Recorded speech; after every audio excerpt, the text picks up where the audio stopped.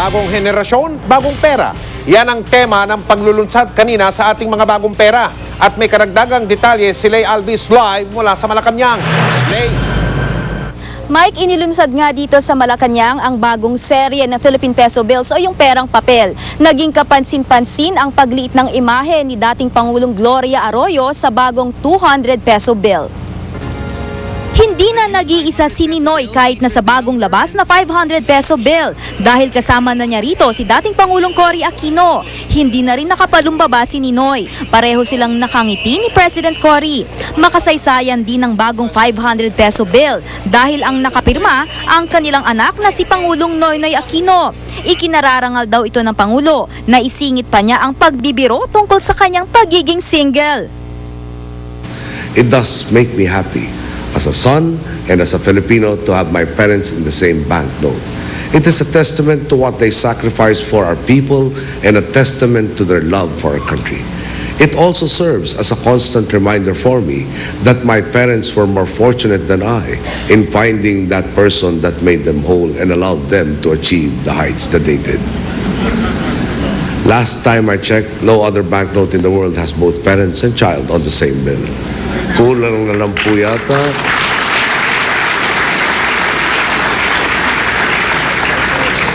Kulang na lang po talaga ang bunso kong kapatid si Chris at si Bimbi. Ayon sa Bangko Sentral ng Pilipinas, bago pa man maging Pangulo si Pinoy, buo na ang planong idagdag ang imahe ni dating Pangulong Cory sa 500 peso bill. Sa 200 peso bill naman, nandun pa rin si dating Pangulong Diosdado Macapagal. Nasa bandang ibaba naman yung sa anak niya na si dating Pangulo at ngayon Congresswoman Gloria Arroyo. Pero kapansin-pansin na hindi nakarating sa seremonya si Congresswoman Arroyo, kaya ang kanyang anak na si Luli at kapatid na si Arturo ang dumalo. Nagkamay sina Luli at ang Pangulo. Nagbeso rin si Luli at ang mga kapatid na babae ni Pinoy. Nang tanungin ang dating presidential daughter tungkol sa kanyang pagbabalik palasyo. Meron po ba kayong gusto sabihin kay President? Good afternoon. Because we were invited, and so don't put any meaning into things that are not there. You know, so don't try to make intriga where there's none. Naroon din ang pamilya ng iba pang mga dating Pangulo tulad ni na Quezon, Osmeña at Rojas at pamilya ng mga bayani na sina Josefa Llanes Escoda, Vicente Lim at Jose Abad Santos. Pareho pa rin ang kulay ng mga bagong peso bill pero mas bata ang nakalimbag na mga imahe ng mga dating Pangulo at mga bayani. Sa likod ng mga perang papel, makikita ang mga naggagandahang lugar at kakaibang hayop na matatagpuan sa Pilipinas. Sa 20 pesos, ang Banawi Rice Terraces at Palm Civet. Sa 50 pesos, ang Taal Lake at Isdang Maliputo. Sa 100 piso, ang Mayon Volcano at Butanding. Sa 200 pesos, ang Chocolate Hills at Tarsier na matatagpuan lang sa Bohol. At sa 500 pesos, ang Puerto Princesa Subterranean River at Blue Nape Tarot. Mas mahirap daw pekein ang mga bagong pera dahil sa security features ng mga ito. Ang bagong serye na ito ng Philippine Banknotes ay pinangalan ng The Currency of Hope and Change o pera ng pagbabago. Ang disenyo ng pera ng bansa ay sumasalamin daw sa mahalagang kabanata ng kasaysayan. Mike, ngayong gabi ay may Christmas party dito sa Malacanang ang mga miyembro ng media kasama ang Pangulo. Mike? Maraming salamat, Lay Alvis. Samantala, 9 na araw bago magpasko, bagsak presyo ang mga panregalo sa Tianguesa Marikina Riverbanks. Magdamagan na rin daw ang pagsha-shopping doon. Nakatutok doon live si JP Soriano. Connie, damang-dama na ang Christmas rush dito sa night market ng Marikina Riverbanks dahil Connie, bukod sa napakaraming pagpipilian, ay bagsak presyo pa ang mga ito.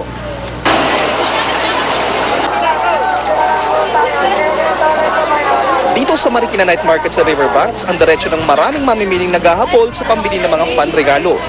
At dahil nagumpisa na ang simbang gabi, pwede na raw umabot hanggang alas 5 ng umaga ang night market ayon sa mga tindera. Marami rito, mga laruan. Sabi ng ilang tindera, sa halip na baril-barilan, bakit binibigyan ng inaanak ng dipaterya at umiilaw na trumpo? Nakakaaliw namang tignan ang mga nagtatambol na cartoon characters. Ang asong ito, naglalakad na, tumatahol pa. Kung panregalo naman kila nanay, sa biyanan o kay lola, mabibili dito ang mga bulaklak na yari sa tela at plastic. Bulaklak na hindi hindi nalalanta. So next year pwede uli, every year pwede mong gamitin, washable. At syempre, pahuhuli pa naman ang mga sapatos na made in Marikina. Mabenta daw ang mga topsider shoes na ito na 500 pesos.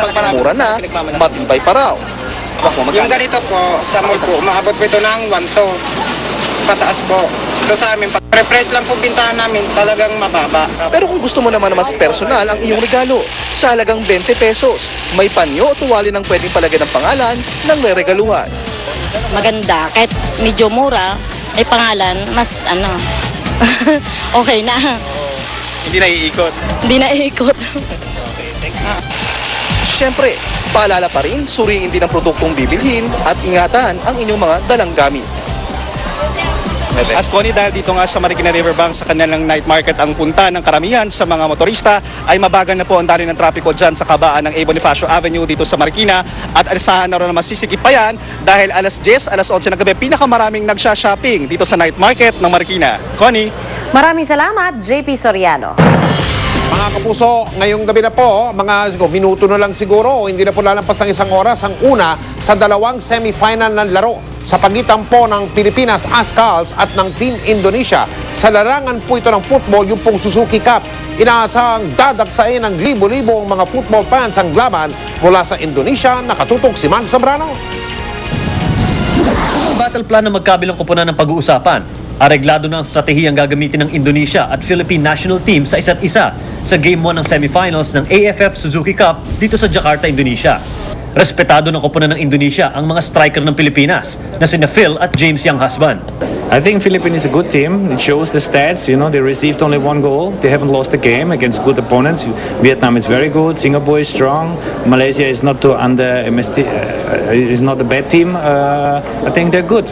Hindi naman kinakatakutan ni Ascals head coach Simon McMenemy ang binabalak na ito ng Indonesia. We're a team, we're a unit. And if they just focus all their attentions on 2 players, then that should take the focus off the rest. So I'm more than happy they do that.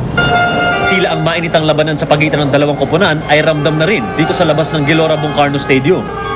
Di na mahulugan ng karayom ang labas ng stadium sa kapal ng taong nagdagsaan dito. Pero ang pinaglalabanan dito, hindi para sa tropeo, kundi para sa $40 tickets na ilang araw nang sold out. Ang mga nagtitinda, sinamantala ang pagkakataong kumita. Ang mga t-shirts na ito, naglalaro sa 30 hanggang 50 Indonesian rupiah bawat isa. Ang mga foghorn, pwedeng mabili ng 50 Indonesian rupiah ang isa. Sa loob naman ng stadium, nakahanda na rin ang lahat ng pre-game preparations. Dalawang koponan, isang makasaysayang laro. Ito ang dahilan kung bakit sa loob ng ilang oras ay tila tumigil ang mundo dito sa Jakarta, Indonesia para masaksihan ang pinakamalaking football tournament sa Asia ngayon, ang AFF Suzuki Cup. Mula rito sa Jakarta, Indonesia, Mark Zambrano, nakatutok, 24 oras. Abangan! 4 na acrobats ng gulat nang maghubad sa harap ng Santo Papa. At Brazilian-Japanese celebrity soul survivor na si Akihiro Sato gusto raw maging ganap na Pinoy. Huwag bibitiw sa 24 oras.